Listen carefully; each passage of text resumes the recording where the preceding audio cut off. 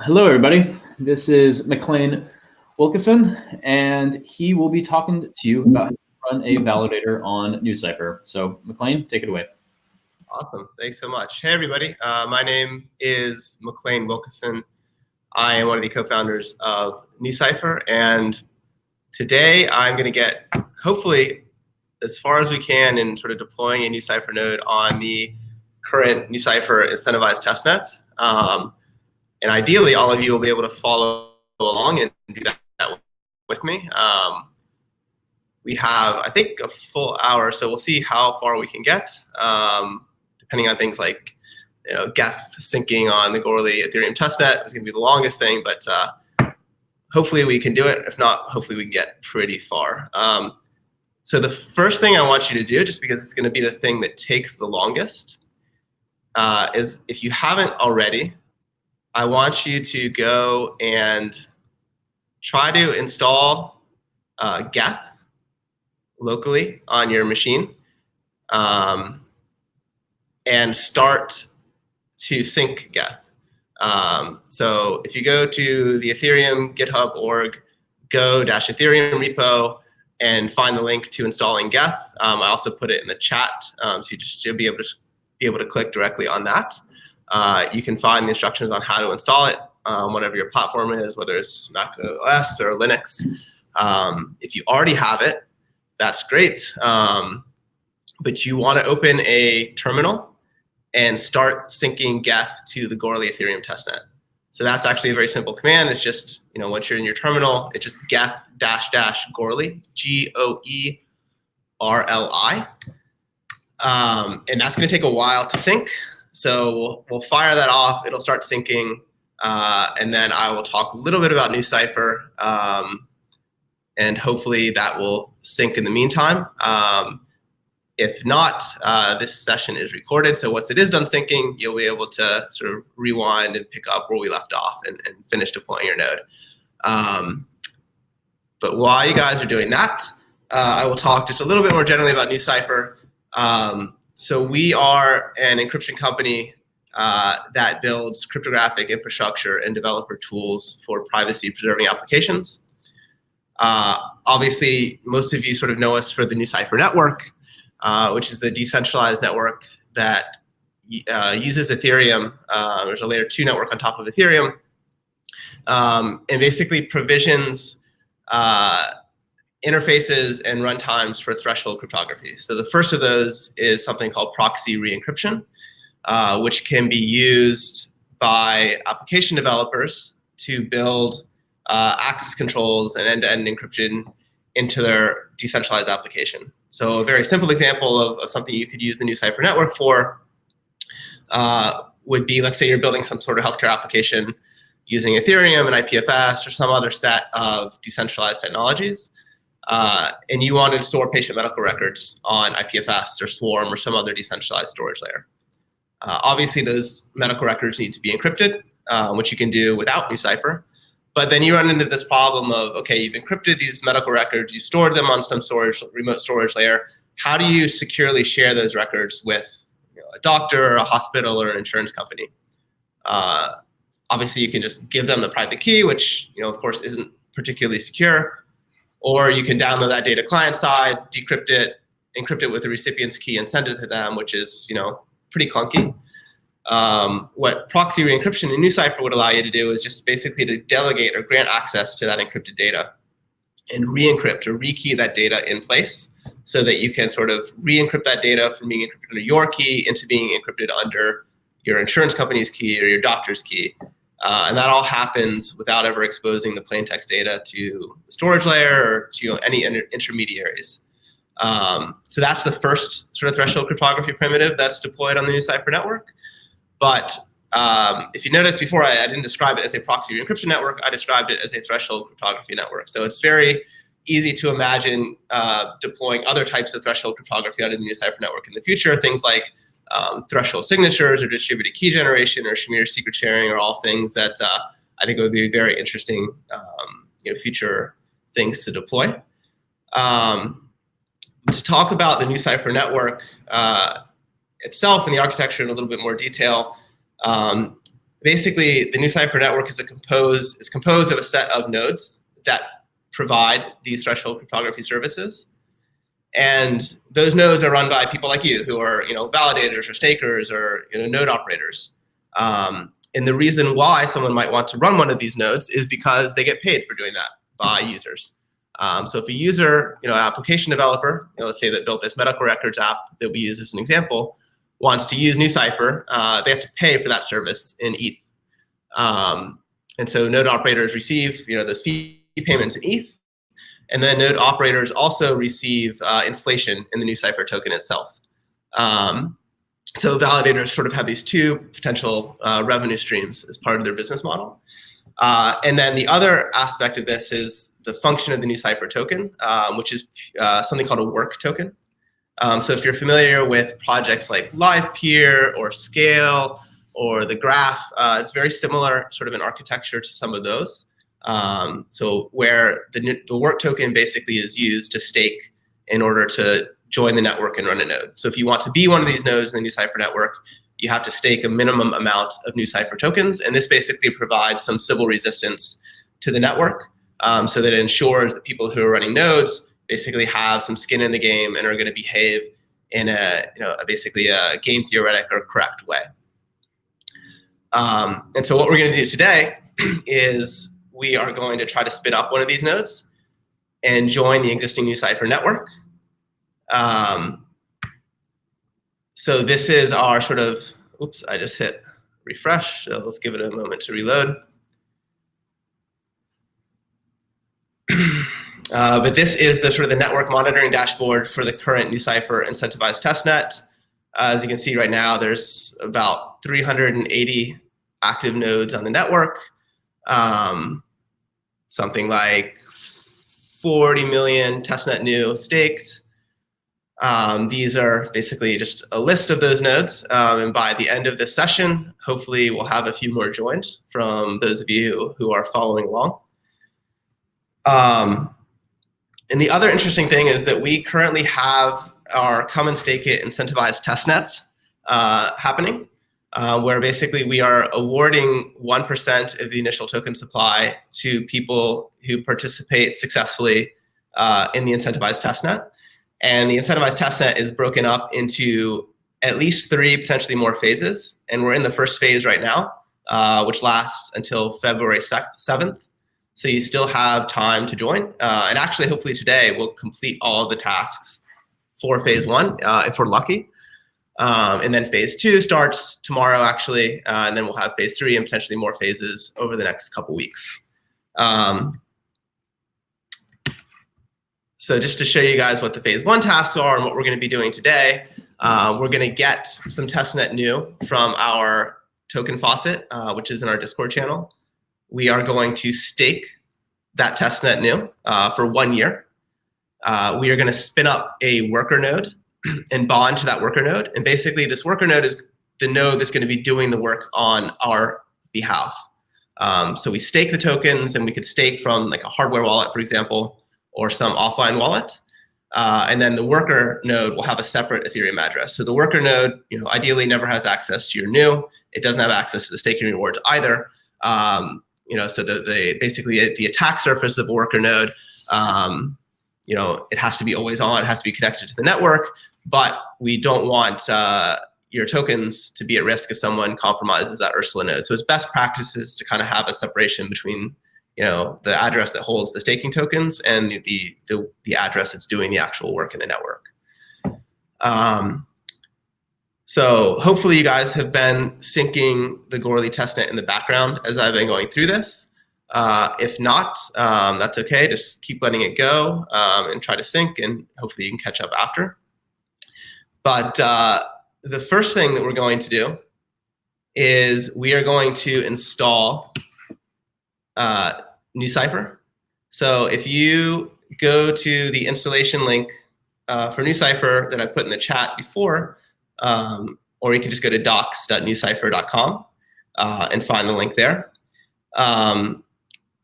There are a few system dependencies that you possibly already have installed. If not, go ahead and get those installed.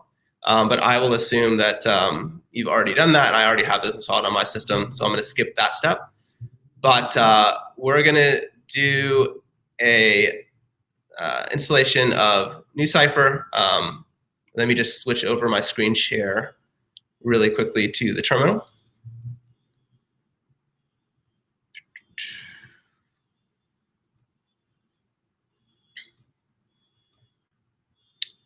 So you guys, I think, can see my terminal now, which obviously right now I've cut basically Gourley, my Geth running, and synced to Gourley. So I'm going to open a new terminal, and then I'm going to do this from a virtual environment. So I'll just create a new virtual environment. I'll call it Trustless for our conference.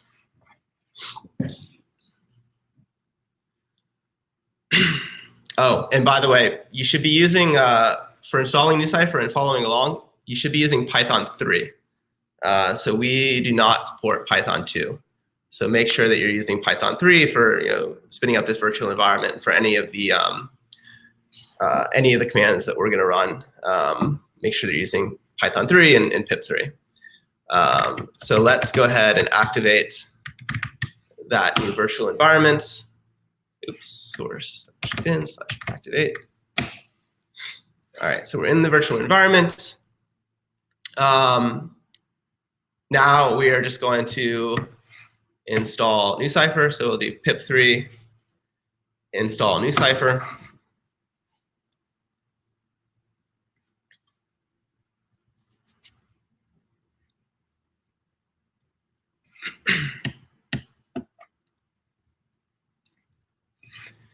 And then while that's happening, let's also open up another terminal and let's attach to Geth. So if we could run Geth attach, and then the path, depending on what platform you're on, if you're on Linux, it'll be a little bit different. Let me see if I can find what the path for Linux is for you all. Yeah, so if you're on Linux, it's going to look more like this, and I will type it into the chat here. On Mac, you can see it's the geth.ipc is probably in your user / then your username / library / Ethereum / Gourley / geth.ipc. And this is probably not going to work unless you've already. I'm actually not sure if it'll work if you're still syncing, but if you're fully synced on Gourley, you can get into the Geth console. And what we're going to do is we are going to create a new Ethereum address, and we're going to use that Ethereum address to get some testnet NuCypher from the NuCypher faucet, and we are going to use that address. This is going to be basically our staking address. So we're going to stake the NuCypher tokens that we get from this account. So if you've attached to Geth, you can type personal.new account, parentheses. It's going to ask for a password. So just choose a password that's easy to remember for the purposes of this, workshop.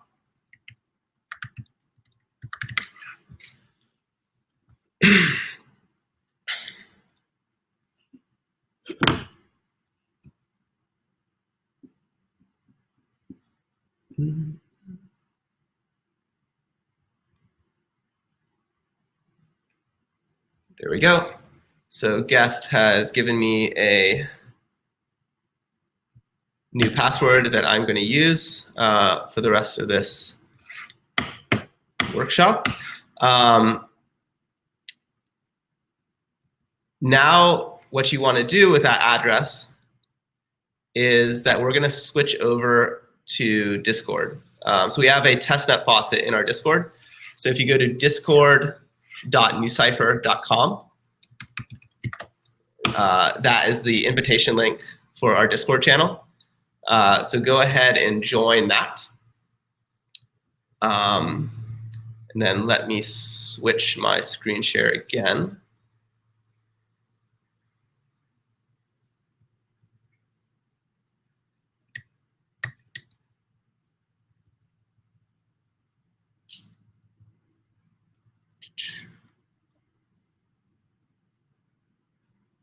So now, once you joined our Discord, you should see several channels. You won't be able to see these ones. These are sort of private internal channels, but you'll see these public channels. There's a staking channel where basically you can, if you're following along, later after this workshop and you need help or run into any issues, or you decide to continue participating in the rest of the Come and Stake It incentivized testnet, that's where basically we all hang out. That's where all the validators hang out. You can ask questions, get help. Anything about staking NuCypher, go there. And you'll also see this testnet faucet channel. So what you're going to do is, using that staking address that we just created, you're going to type .get funded space and then paste in that staking address. And then our friendly bot is going to take that address and it's going to send you some testnet new that you're going to be able to use to stake.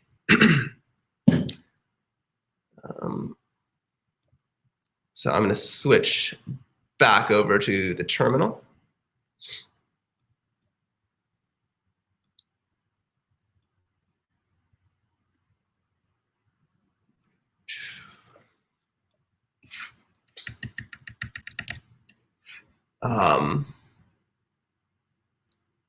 And then we are pretty much ready to start running some of our staking commands. So if you all can open up the link that I put in the chat at the beginning to our NuCypher staking guide.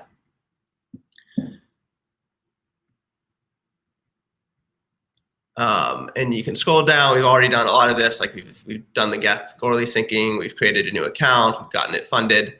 What we're going to do next is we're going to init a new stakeholder. So we're going to run this command. We're going to open. Oops. We're going to go back to our virtual environment. We're going to run this new NuCypher stake init stakeholder command. And so it's NuCypher stake init dash stakeholder dash dash provider. And then we're going to type the path to our geth.ipc. And one little sort of gotcha is that you want to make sure there are 3 slashes after IPC, or else you're going to have a fail, or it's going to crash. And then also, we're going to have a network flag. And the network that we're going to connect to, which is the incentivized testnet for Come and Stake It, is called Cassandra. So the full command is NuCypher stake init dash stakeholder dash dash provider, and then path to our provider or Geth node dash dash network Cassandra. So we'll run that.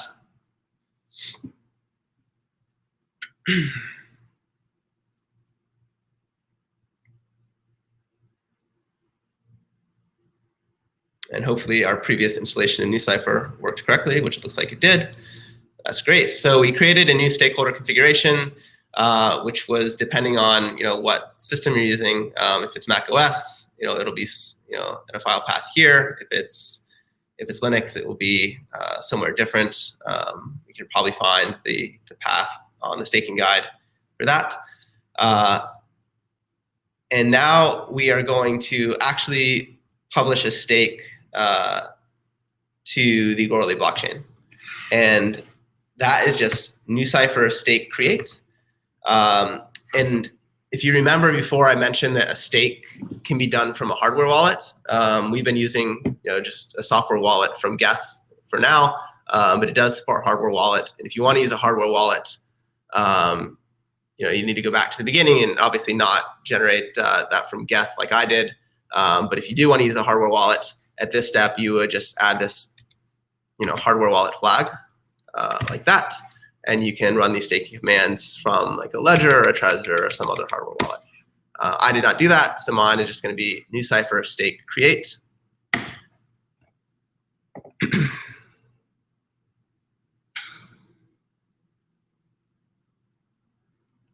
And it's going to ask me basically which account I want to use. I already have a lot of accounts that I've previously been playing around with. but this is the account that we just created together. You can see that has 45,000 NuCypher tokens that it got from the faucet just now. So we'll select that one. That's the one that we want to stake from. We can set the amount of NU that we want to stake. So the minimum stake amount is 15,000 NU. That's the minimum that you need to stake in order to run a node. And then obviously the max that we can stake from this account is 45,000 NU because that's the balance that we have in the account. The default is just the max in the account, so I'll just stick with that. And then it's also going to ask us what the stake duration is. And this stake duration is basically how long we want to commit to staking. And this is expressed in periods, which are basically equivalent to 24 hours or a day. So the minimum stake length in NuCypher is 30 days, or about 1 month. And you can stake up to a year. Well, technically you can stake longer than a year, but what happens is the longer you stake up to a year, the higher the inflation compensation you earn. And then it basically levels out at 1 year. So if you've staked for 365 periods or a year, and I staked for only 30 periods or about a month, basically your inflation earnings are going to be higher than mine are. So if you're trying to maximize the inflation that you're earning, you want to stake for a longer period of time. And the default is just that full year. So I'm going to stick with that default. That is also the defaults are what we want you to stake for during the incentivized testnet. So if you're trying to complete the tasks, you want to stick with the 365 periods per stake. So we'll confirm that. And then it's just going to publish some information about the stake that we were about to publish to the blockchain. So obviously this is not mainnet. This is just running on the Goerli Ethereum testnet. It's 45,000 NU, a duration of 365 days or periods. It's starting basically today. It's ending in a year from now. And then there's also some information here, just basically outlining what your responsibilities as a node operator are. Basically saying that your stake tokens will be locked for the entire duration. You won't be able to transfer them, until you've successfully served that duration period. It says that you need to maintain a networked and available worker node to do the work on the behalf of your stake. It says you're going to be basically performing this threshold cryptography service, et cetera, et cetera. So I'll just say that we accept those obligations, and I will say, yes, please publish this stake to the blockchain. I need to type in the password that I previously created for my Geth account. And then it is going to publish that stake. So basically what happens is the NuCypher tokens, when you stake, they get escrowed into this staking escrow contract, and it creates an address for that. And we can run this NuCypher stake list command to basically see the list of our stakes.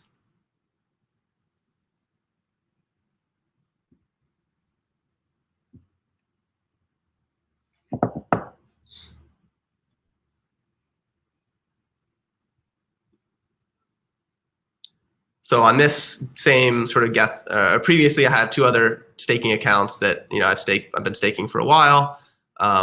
One has 113,000 NU. The other also has 45,000 NU because I did it earlier today. And then this is the one we just did now, which also has 45,000 NU.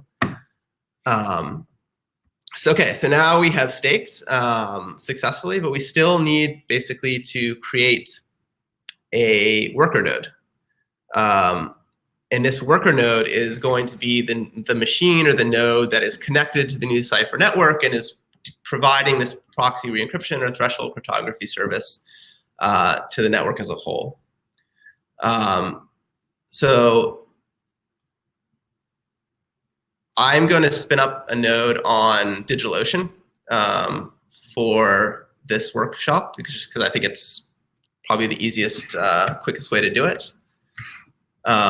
You can use Amazon, you can run on bare metal, anything you want to do. Basically, for the Goerli testnets, you want your node probably to have about 4 gigabytes of RAM, is kind of what we recommend. For the key derivation function, and also just for the syncing Geth on Goerli.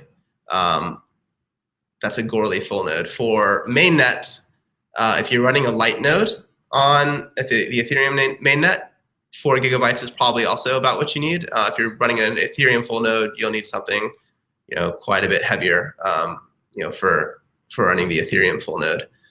But I'll just choose, for now, the $20 per month, 4 gigabyte DigitalOcean droplet. I need to be able, so we're going to deploy our worker node, we're actually going to be using a new Ansible script that we've just merged into master today. And we're going to be testing that out. We need to be able to SSH into the remote node. So I already have this SSH key on my, oops, I hope I didn't just show you guys what it was. But I already have this SSH key on my computer. But make sure you have basically SSH access to your worker node if you want to be able to run the Ansible script. So we will create that droplet.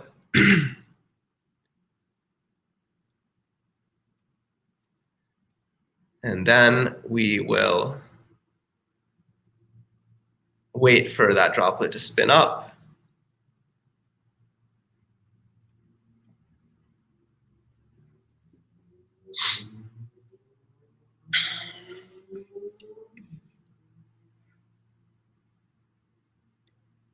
And I'm going to need the IP address for that worker node. So I'll just go ahead and copy that.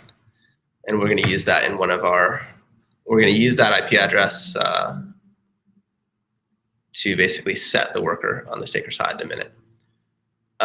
Okay, so to get this Ansible script, go to github.com, NuCypher/NuCypher, which I'll just paste the link to that in the chat.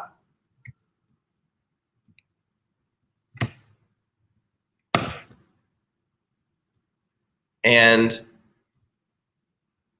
clone the repo.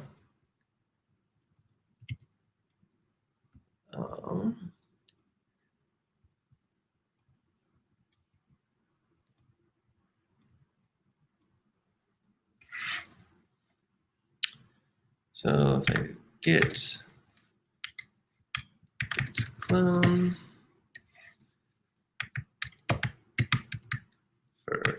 plus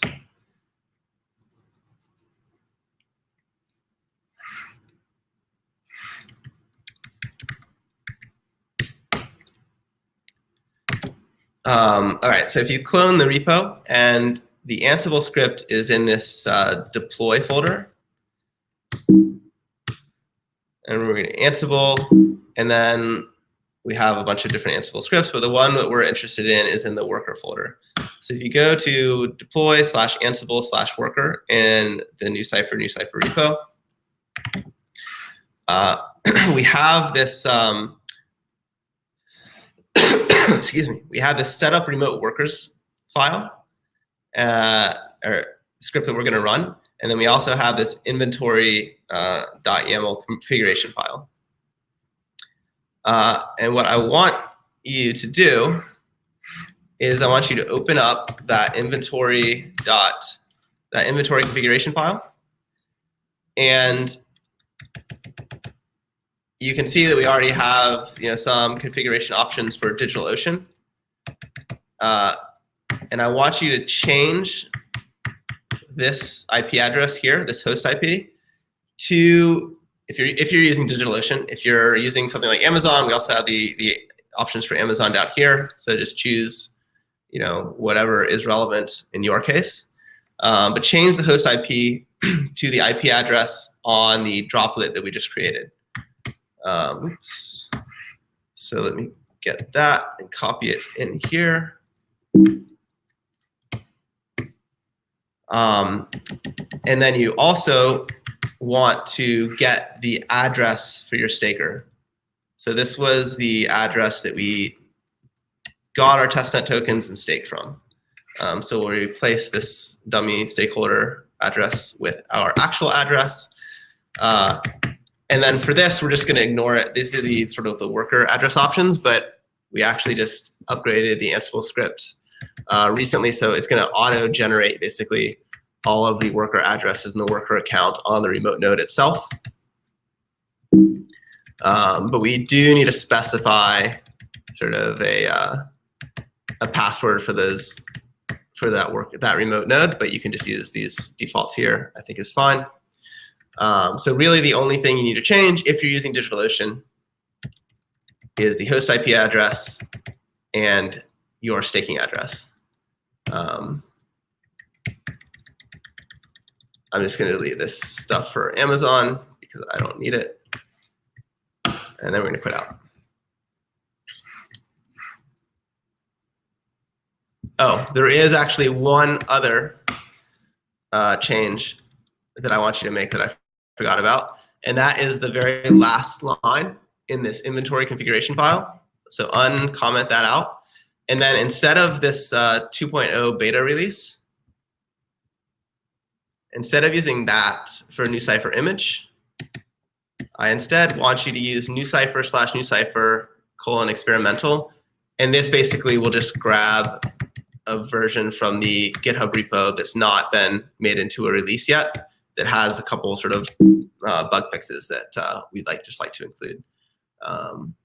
So 3 changes: host IP, staking address, and the NuCypher image. So once you've done that, you can save the file.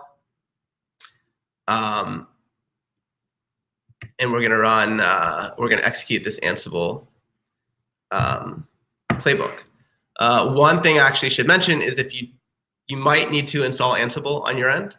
I've already got it installed. I think it's just, I'm pretty sure it's just pip3 install Ansible. But I'm not going to run it. Sorry, I've already got it. But if you try to execute this next command and it doesn't work, try installing Ansible. So the command that we're going to run is Ansible playbook, set up remote workers, and then the -i or -i flag for interactive. And then we're also going to then include this inventory configuration file, -l, and then we're going to include the name of the network that we're connecting to, which again is Cassandra. And then this Ansible playbook is going to run basically all of the commands that you would otherwise have to do manually if you were manually configuring your worker node. So if you look at the top of the chat, it included a link to our Ursula configuration guide. And this is basically, before we have the Ansible script, you would be having to do basically all of this stuff on your own. And now we've sort of rolled it up into a one-line command to sort of deploy all of this for you auto-magically. So this is brand new and just merged into master. So auto-magic, if it works, I think it will. But let's go ahead and see what happens. Oops, command not found. Oh, no, I need to install Ansible. I was wrong. I don't have it installed.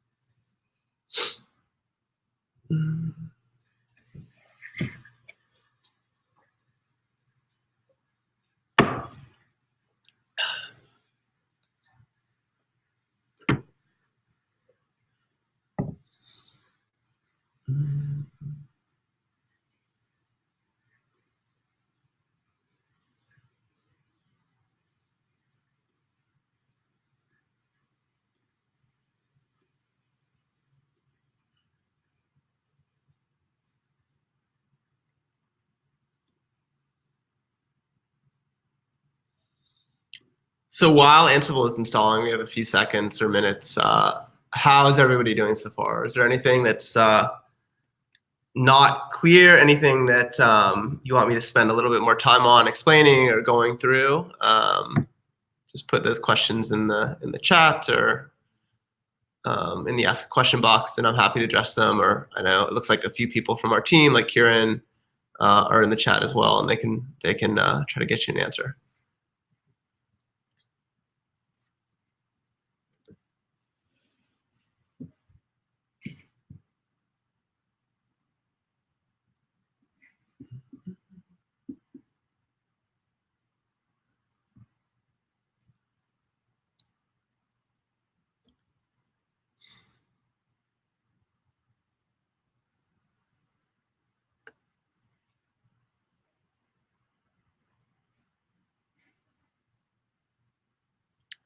Okay, so I've got Ansible installed, so I will try that command again, and hopefully it will work. Looks like something's happening, which is a good sign.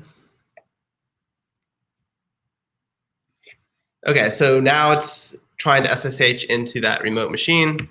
So I'll just type my password for my SSH key.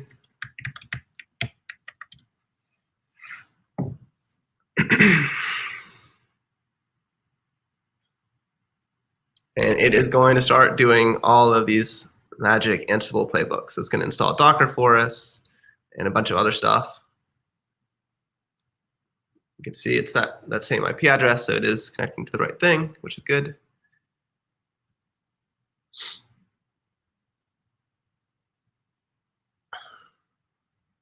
Installing all the system packages that we need to run NuCypher.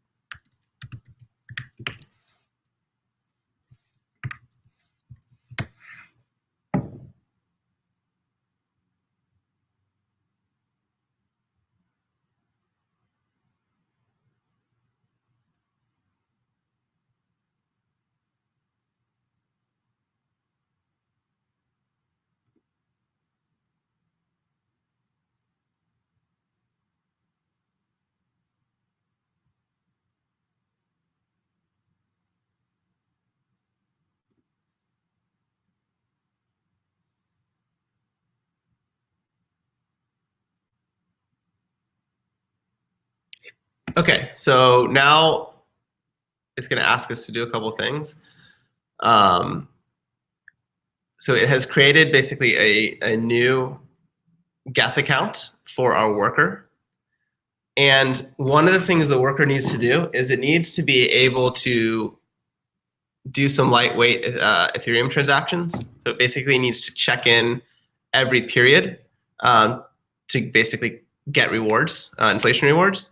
And so it needs to do an Ethereum transaction in order to do that. So we need a little bit of ETH on our worker node in order for it to pay for gas.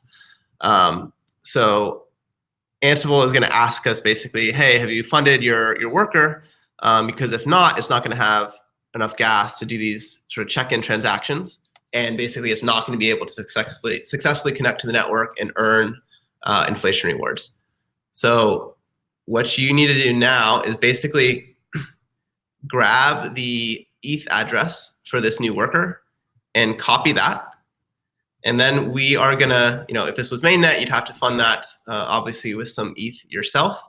But since this is the Goerli testnet, we can get some testnet tokens from a faucet. And the best faucet to get these testnet tokens from is not the one in Discord, because that sends you NuCypher tokens. The best one is actually this Goerli-faucet.slock.it testnet faucet. which is a link I'll put here.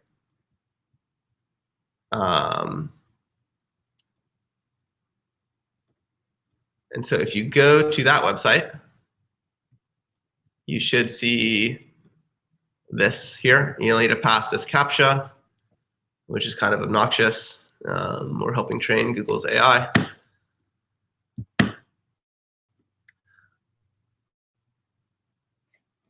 We'll paste in that worker address, and we'll say, please send me, a little bit of Goerli Ethereum.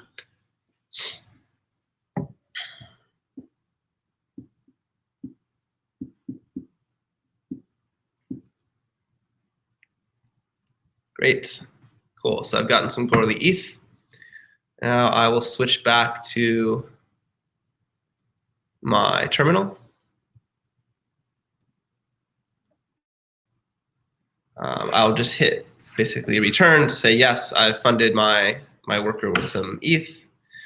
And then I'm going to be prompted again to say, confirm that you've bonded your stake. Well, it says state, but it should say stake. Confirm that you bonded your stake to your worker. And what we need to do is basically run this NuCypher stake set worker command from the staker side. So we'll go back. Obviously all you're seeing here is basically just this is stuff that's getting executed on this remote node, but we want to go back to the local terminal and run this NuCypher stake set worker. And then we want to specify, hey, this new worker address that we just created, that's running on this remote, in my case, DigitalOcean node, that's the worker that we want to use to basically do the work for the staker. So if we go back to our terminal and make sure that we're back in our virtual environment, and then I'll run NuCypher stake create, or no, sorry, NuCypher stake set worker.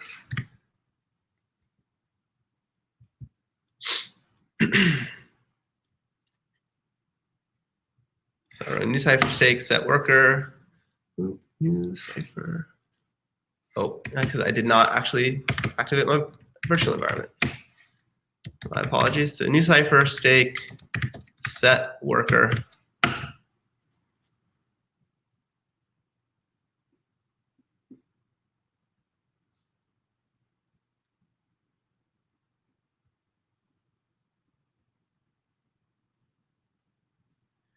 It's going to ask me which is this correct staking address or staking account that I want to use, because I have a bunch on my machine. You probably only have one, but in our case, it was this last one here. It's number 8. So do that, and then I need to paste in the worker address. So go back, grab this guy, paste it in. Is that the right one? 0x21. Yep. And then I will hit return. I need to type in the passphrase for my staker account. And then it's going to ask, commit to bonding to worker with the ETH account 0x21 to staker with the ETH account 0xDC. I'm going to say yes, please do that.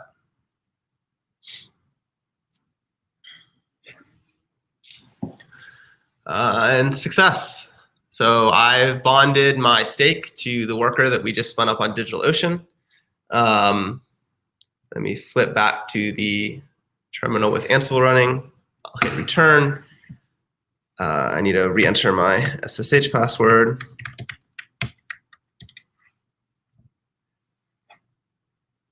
And now it's going to do something that's actually going to take quite a long time. It's going to spin up another Geth node on the worker.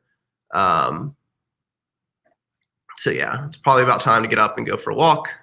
But this is going to happen in the background. I have a weird sort of color configuration bug happening here, but for some reason, in my terminal, it's not. It's printing the text in the same color as the background of my terminal. I don't know what's going on there, but hopefully you're able to see basically it's saying failed, but actually as long as it's saying failed, it's actually working counterintuitively. So depending on how powerful the remote node that you're doing this on is, this is probably going to take 20, 30 minutes or something. And if it successfully works, it's going to, at the end, basically output some information about your node, including kind of the name of your node. All the nodes have a code name, basically. And you'll be able to go to the status page of your node as well and confirm that everything is working. And you'll also, if everything works correctly, you will also be able to see you'll also be able to see your node pop up on the network dashboard. So let me flip back over to my browser window so that we can see that. So once Geth is finished syncing, and if your node is deployed correctly, you'll be able to go to HTTPS. Make sure you're using HTTPS because it won't work otherwise. It won't access over HTTP. Status.NuCypher.network. And you'll be able to scroll down to the active nodes, and you should see your node pop up on this list. And what you'll also be able to do is if you take the IP address of your node and then port 9151/status, you'll be able to go to your node's status page. And depending on the browser, it's probably going to throw you an error like this because it's using the nodes are using a self-signed certificate, which the browsers tend just to not like. And you should be able to just advance anyway. For some reason, Chrome is not giving me that option right now. I know Firefox allows me to, so I'll try on Firefox instead.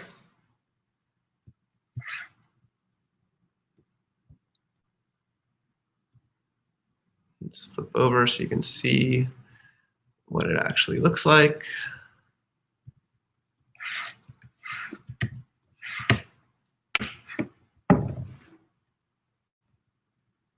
Oh, no. Okay, something's wrong with that person's node.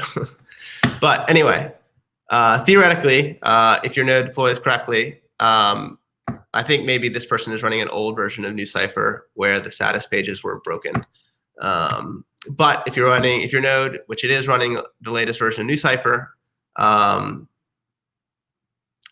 if your node deploys correctly, you'll be able to go to your node status page, which is just the IP address on port 9151/status, and you'll be able to access basically, you'll be able to verify that your node is working by accessing it from the public internet. So if you have made it this far, you have actually completed all of the tasks, well, almost all the tasks for our incentivized testnet in phase 1. The only task that you need to do beyond this is just keep that node online. If it's connected to the network, we'll be sending some policies and work orders to it just to make sure that it's responsive. But you've gotten testnet new, you've staked that new, you have spun up an Ursula node, and you've connected to the network. So whether you've done that just in the last 50 minutes with me, or if your Geth node is still syncing, which is very possible because that's the slowest part. If you want to finish after, if you do all of that, you will have finished the task for phase 1, and you'll be able to continue on if you want into phase 2. The tasks for phase 2 are actually releasing tomorrow, but you have until February 7th to finish the phase 1 tasks and to qualify to move on to phase 2. If you are interested in participating in the testnet, then you need to make sure that you register. So if you go to NuCypher.com, let me share my screen again here.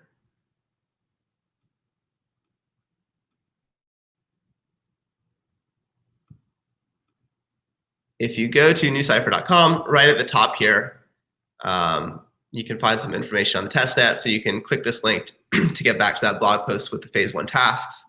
And then you can also click this link to register. And this is going to take you to our sign up form on CoinList. So you'll just need to input some information. We basically have a terms and services, or sort of terms and conditions agreement for the testnet that you should read through and sign if you agree to it. And then we also have a supplementary form, which is linked from CoinList, but you can also find directly on our website at nucypher.com/incentivize-testnet. So you'll need to fill this out as well, and basically make sure you use the same email address and name that you register with on CoinList, so that we can match and know who you are. And in this, you want to tell us what the staking address that you used is. So not the address for your Ursula worker node, but the address for your staker. So the address that you ran the commands like NuCypher stake create on, for example. And this is basically how we're going to check that you did all the tasks, because all of those tasks show up on chain, and we'll be able to verify who did and did not successfully complete the task for phase 1 and future phases. And then you can also, if you want us to know who you are in a Discord channel or on our Telegram channel, which probably isn't relevant for a lot of you, although we have a Russian language Telegram support channel, technical support channel for node operators. And we also have a Chinese language WeChat group for node operators. But the English language happens primarily in Discord. But that's all you need to do to sign up for the testnet if you would like to participate. And then otherwise, phase 2 tasks are going out tomorrow. There will be at least a phase 3 and potentially a couple more phases, depending on what we feel like is going to be most valuable and useful for the network. But pretty much everything about NuCypher is happening this quarter. So I think it's a really exciting time to get involved as a node operator and as a staker. So we have the incentivized testnet happening now. Probably in late February, early March or so, we will be running our work lock, which is how we are basically our token distribution mechanism that is basically designed to heavily favor people who plan to stake and to run nodes. So if you're interested in that, I would recommend checking out some information on the work lock. And then mainnet will be launching right after that, which we expect to be this quarter. So there's a lot of really cool stuff happening with NuCypher, and I think we are finally in like the home stretch for getting everything launched and up. And I think super excited to engage with all of you and have you run nodes on the NuCypher network if you'd like.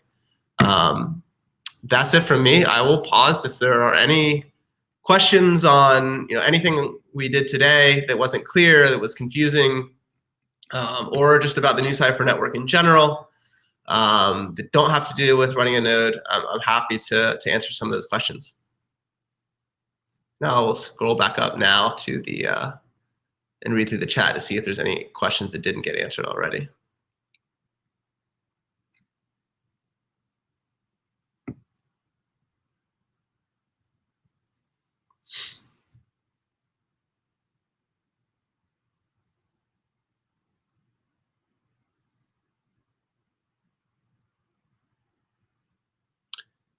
So RV asks, once a node is listed on the status page or the monitoring dashboard, that means all tasks from the first phase are completed, right?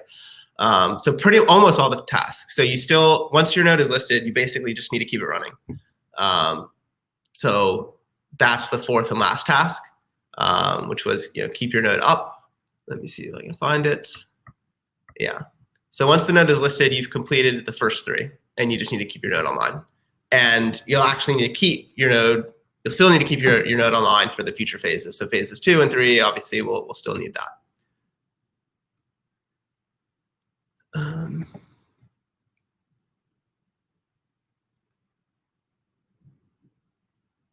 What is the latest version that NuCypher should have on the correct status page? Yep. So if you use the latest release, like Kieran said, it should work. I think it got fixed as a beta.1, but beta.2 definitely works.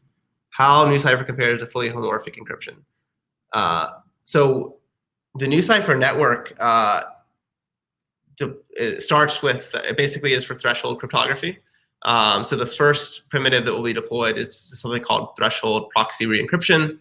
But I can very easily imagine the community deploying things like distributed key generation or threshold signatures or Shamir secret sharing or other types of threshold cryptography on it as well. I think the worker nodes are very well suited for any kind of like threshold cryptography primitive. I think NuCypher is very well positioned for that.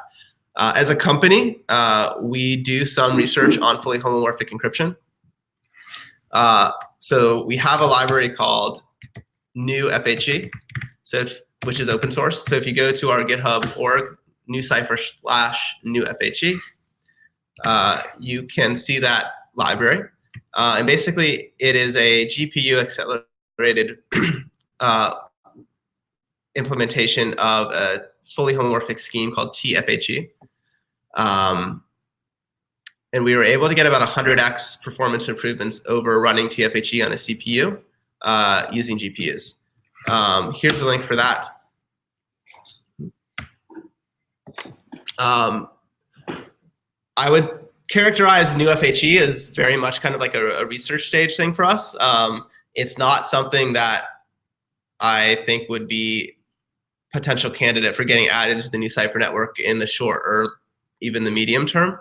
It's also not threshold cryptography. I think there are a lot of other sort of interesting primitives that would make a lot of sense to add first to the NuCypher network.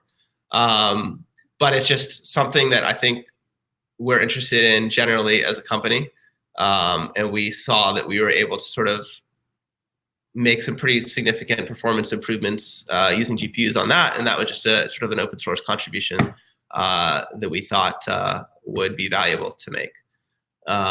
So I think it's interesting, and we're obviously interested in any kind of cryptographic primitive that can add functionalities to the NuCypher network.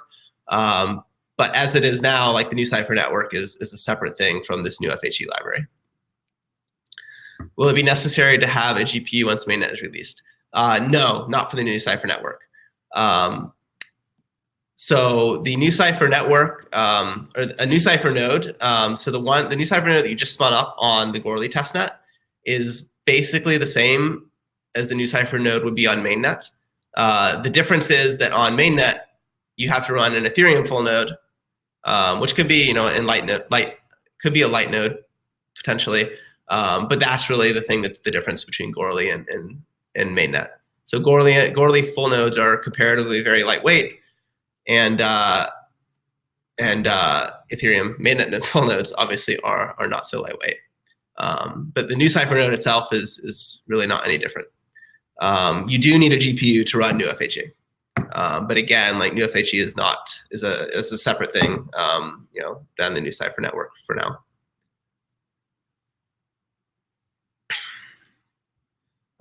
Yep. Are there any plans to build ASICs?